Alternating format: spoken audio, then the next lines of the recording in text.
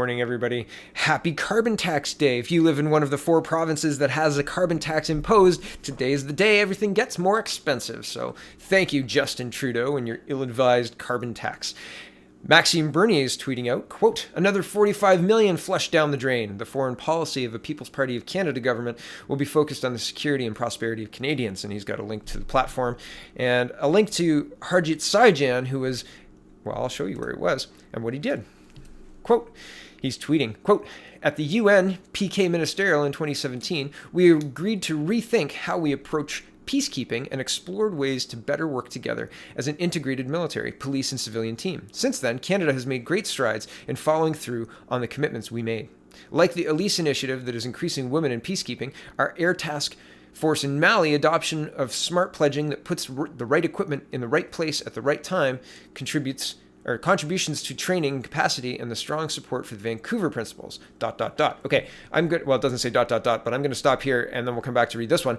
But I want to tell you what the Vancouver Principals are. And here's the link from the Government of Canada. The link is in the description. You can read it if you like. But I want to just highlight the Vancouver Principles on peacekeeping and the prevention of the recruitment and use of child soldiers. That's what it is. That's what the Vancouver Principles are. It's focused on that. And with regards to the right equipment in the right place at the right time, here's a 2018 article, November 2018, that says pulling out of Mali in July could leave UN in lurch, says peacekeeping expert. Various scenarios are being explored to ensure the UN's Mali mission has continued support after Canada leaves, says Global Affairs. And here is a newspaper article that's talking about the same, but this was reported on March 29th this year. It's a few days ago, and it says Canada won't extend peacekeeping mission in Mali, says Freeland. The Trudeau government will not extend Canada's peacekeeping mission in Mali despite a direct appeal from the United Nations for it to stay longer to prevent a gap in the provision of life-saving medical evacuations. Speaking to reporters at the end of a major peacekeeping conference in New York, Foreign Affairs Minister Chrystia Freeland said Canada's commitment to the military being in Mali for 1 year, and that's what it will do. Quote, it is important for us to keep our word, she said, to keep our word to Canadians, to keep our word to the UN, to keep our word to the partners around the world, and to keep our word to Mali. And that's exactly what we've done. Quote, we would be in Mali for a year, and that's a commitment we said we would be in Mali for a year, and that's a commitment that we will keep. Yet, the decision is unlikely to sit well with the UN and some of Canada's partners in Mali, where Canadian Forces helicopters provide emergency medical evacuations to injured peacekeepers and UN staff since August.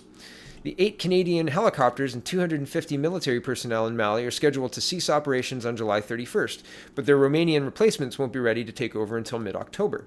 During the opening session on Friday's Peacekeeping Summit, the UN Secretary-General Antonio Guterres, sorry if I got that wrong, praised Canada for leading an initiative aimed at increasing the number of women peacekeepers deployed around the world. Canada pledged $15 million to the so-called Elise initiative, part of a package of financial commitments totaling more than $45 million for UN programs and peacekeeping missions. That's the $45 million Mr. Bernier was referencing off the top. The organization had asked for a response by last week, but Canada's asked for another 2 weeks to consider the request, which appears to have bought it time to put off any announcement until after Friday's peacekeeping summit.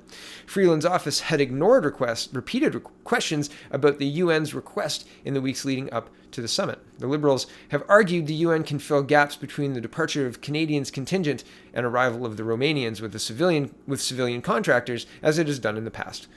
They have also suggested Canada is actually supporting the UN by sticking to its schedule to end operations at the end of July, while downplaying the UN's concerns about the gap. I scroll down. Freeland insists there is a real appreciation for Canada's energetic engagement in peacekeeping here from the UN and from our partner countries, adding, the government is working with Romania to ensure a smooth handover. So Canada's not staying, and is that the right place at the right time for the equipment and the personnel? Seems kind of tone deaf, if you ask me. And here's Harjit Saijan using Twitter to announce $45 million going out of Canada and into UN programs. And he says, quote, today I was proud to announce $45 million in funding for the UN's peace and security efforts that will help to continue progress in these key areas. Canada believes that peacekeeping and peace building must go hand in hand in order to achieve sustainable peace. Canadian flag. No, I disagree. I think sending money out of Canada for UN initiatives at this point in time is counterproductive to Canada's self-interest. Yeah, That's what I believe. Here's Mr. Bernier again tweeting, quote, CO2 is not pollution. 2, increasing gas prices by 4 cents will have zero effect on climate. 3, you can't make life more affordable by taking money and giving back a portion of it. And 4, you're a liar and a fraud. And this is in response to Kathleen McKenna, who's the climate minister, tweet, quote, as of today, it's no longer free to pollute anywhere in Canada. Canadians understand that climate change is real and they want us to act. That's why we're putting a price on pollution and working with Canadians to make life more affordable. And I'm not going to go to her tweet right now, but there's a lot wrong with this, not least that carbon taxes don't work, but we're going to get to that right now. Don't work to reduce emissions, don't work to save the planet. We're 1.6% of total emissions, plus mostly forest. And despite people in chat rooms telling me that forests are now a problematic thing for the environment, like trees are a problematic thing for the environment, I don't believe that either. So it's insanity what's being spun in the media. Okay, here is the CTV News reporting. McKenna admits carbon tax will boost the price at the pump in 4 provinces. With the federal carbon tax coming into effect in 4 provinces on Monday, Environment Minister Catherine McKenna says residents of those provinces can expect to pay an average of 4 cents more per liter at the pump. She said 90% of this revenue will be returned to Canadians through tax rebate. Yes, let's be clear, the price of gas will go up just over 4 cents, McKenna told host Evan Solomon during an interview for CTV Question Period airing Sunday. And, well, did it? Here's Brian Lilly. So did gas prices rise this morning as the great carbon tax of Justin Trudeau came into force? Yes, it did. Here are screenshots from Gas Buddy for Toronto late last night and this morning. Here's screenshot 1 at 835 Yonge Street. It was $1.15.9. Everywhere else it was $1.19.9. And then this morning, $1.24.9 at the $1.15.9 Canadian Tire. So they went up 10 cents. Everywhere else, $1.19, $1.23.9, $1.23.9. So yeah, about 4 cents, 4 or 5 cents. Pretty wild.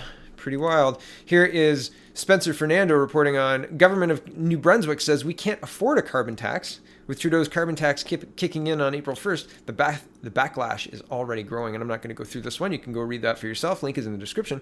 And the final one is Winnipeg Sun article. And it says carbon tax advocates ignore BC evidence. And I've used this evidence before. I've talked about this before. Countries that have successfully reduced their carbon are countries that are not in the Paris Accord. Mexico, the United States, both of those had reduction in their CO2 emissions in, I believe, 2017. I think 2018, the US had a 2.5% increase. But still, overall, BC has, well, I'll tell you, reading this article opened my eyes. The data is even more robust than when I was talking about it 8 months ago or whatever. Okay, here's the article, quote, if anyone thinks adding a few cents in taxes to a liter of fuel at the pumps will help reduce greenhouse gas emissions, they don't have to look any further than British Columbia to see that it doesn't work. Emissions from road transports in BC, which include all categories of on-road vehicles, has increased 10.5% since BC brought in its carbon tax in 2008. The Trudeau government will begin charging a new carbon tax next week in provinces that don't have their own tax as part of a climate change plan they say will help reduce emissions. The question is, if it hasn't worked in BC, what makes anyone think it will work in the rest of the country? According to the British Columbia government's most recent greenhouse gas figures, emissions from road transport in 2007, the year before the tax was brought in, which the province called its base year, was 15.65 megatons. That increased 10.5% to 17.29 megatons by 2016. The most recent year data is available. Emissions from road transportation, which make up 28% of the province's total emissions, did decline somewhat in the early years of the tax, but it has increased almost every year from 2011 to 2016, a period where emissions from road transport soared a staggering 19.3%. By comparison, emissions from road transport nationally grew at only 2.9% during the same period, a time when no other provinces had a carbon tax, according to the federal government's National Inventory Report 1990 to 2016. It's no surprise that Statistics Canada also reports that gasoline sales in BC soared 13.8% from 2013 to 2017, well above the national rate of 5.2% during that period. In other words, not only did the tax not reduce emissions for road transportation emissions, but emissions grew faster in BC than the rest of the country. These are the kinds of facts that often get lost in the overheated debate around carbon taxes, which tends to be dominated by vague platitudes about the importance of putting a price on pollution. When you dig down and look at the evidence, it's obvious the carbon taxes have had very little, if any, effect in British Columbia based on 9 years of data. That's true not just for the transportation sector, but for emissions as a whole as well. Total emissions have increased in British Columbia in 4 of the last 5 years of available data, up 3.4% from 60.3 megatons in 2011 to 62.3 megatons in 2016, according to the province's own data. I scroll down. BC's carbon tax began at $10 a ton and has increased gradually to $30. The province increased that to $35 a ton last year. That translates to a 7.78 cents per liter tax on gasoline. The tax is supposed to encourage people to drive less or buy more fuel-efficient vehicles in an effort to reduce emissions. The reality is, and I scroll down, the reality is it would take a carbon tax much higher than the federal government's proposed $50 per ton rate to have any impact at all on emissions. And that's the real debate most carbon tax advocates don't want to have. Because if the level required to have a significant impact on emissions was more like 200 or 300 a ton, we would also have to debate what effect that would have on the economy, including on low-income Canadians, economic growth, and inflation. It would, in fact, have a devastating impact on the Canadian economy, which is why the pro-carbon tax crowd don't want to have that discussion. I find it interesting, right? People want to use vague platitudes and feelings and emotions. Don't you want to save the world? Sure, I guess. But if saving the world means destroying our economy, no, I don't. Because it's not going to save the world. It's just going to create a lot of misery and then a lot of poor people who are unable to do anything to save anyone, even themselves, right? It seems very strange to be advocating for this because we've got history to show us what's coming. Just like we've got 9 years of evidence to show us that this carbon tax doesn't effectively reduce emissions at all.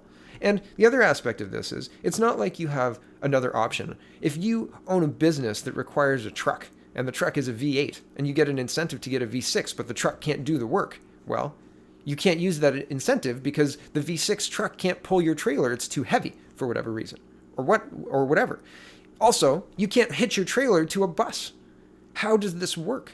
You are being taxed when you don't have another option. There isn't a choice. There isn't an electric pickup truck that has the torque and the pull of a V8, like a Super 350 V8. And there are industries that need those trucks. So what are you going to do, right? It seems like this conversation has been poisoned to the extent where facts and figures don't matter because you're going to destroy the world. But there's no real solid evidence for that, and there's a lot of evidence that the data has been manipulated. But evidence doesn't matter either because you're going to destroy the world. It seems weird. You can't win with these people. You can't have a rational conversation. You can't tell them what's going on, or you can't point them in a direction because that's been debunked, or that's on Snopes or whatever it is, truth-telling websites that debunk conspiracy theories, etc. Well, I mean, at some point you have to do your own research, right? At some point you have to branch out and look beyond what Snopes or those other websites want you to look at. And even when you're reading newspapers, you have to read a good cross-section of things. One newspaper is going to try and sell you on one thing, and all of our newspapers are slanted very, very left, very left. So anyway, be aware of all of that. So I've kind of gone off on a tangent, so I apologize. Thanks for watching, everybody, and I hope things remain affordable in Justin Trudeau's carbon-taxed Canada. Have a wonderful day. Check out the People's Party of Canada.ca, and again, thanks for watching.